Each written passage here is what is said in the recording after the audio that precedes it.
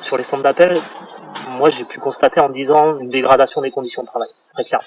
Voilà. Donc à un moment donné, je me suis dit, il faut que je fasse quelque chose pour moi et pour mes collègues.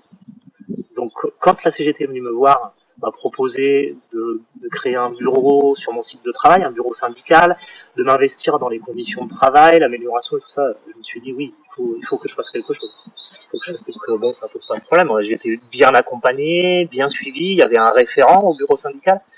Donc là, le syndicalisme est quoi? C'est la solidarité, et ça on l'a perdu aussi sur les plateaux téléphoniques.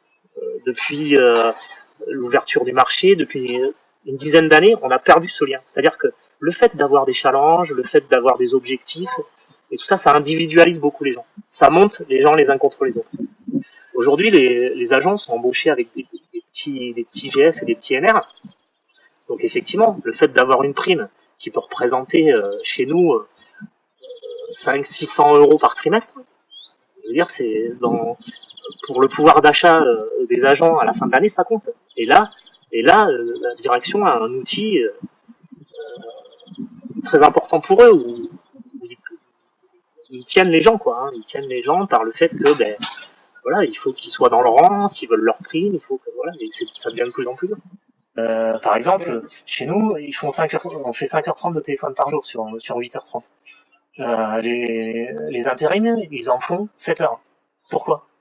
Pourquoi ce qui est valable pour des agents EDF, c'est-à-dire que pour la santé, c'est pas bon de prendre plus de 5h30 de téléphone, mais pas valable pour des intérims. Pour revenir à ce que je connais le mieux sur les plateaux téléphoniques, il y a des intérims, hein, voilà, au jour le jour, moi je me bats pour que ils aient la même chose que les autres, que les agents EDF. Essayer un maximum qui soit pas moins bien traité que les autres. Et ce qui n'est pas le cas aujourd'hui. Solidarité et entraide. C'est si on est fort entre nous, si on discute de notre travail, si on discute tous les jours dans des lieux de pause, etc., si on parle de notre travail, c'est comme ça qu'on va faire avancer les choses. Il faut absolument qu'on soit plus solidaire. C'est par là que tout passe, et dans toute entreprise. Hein. À partir du moment où on se serre les coudes, eh ben, on peut détecter ce qui ne va pas dans notre travail et on peut améliorer les choses.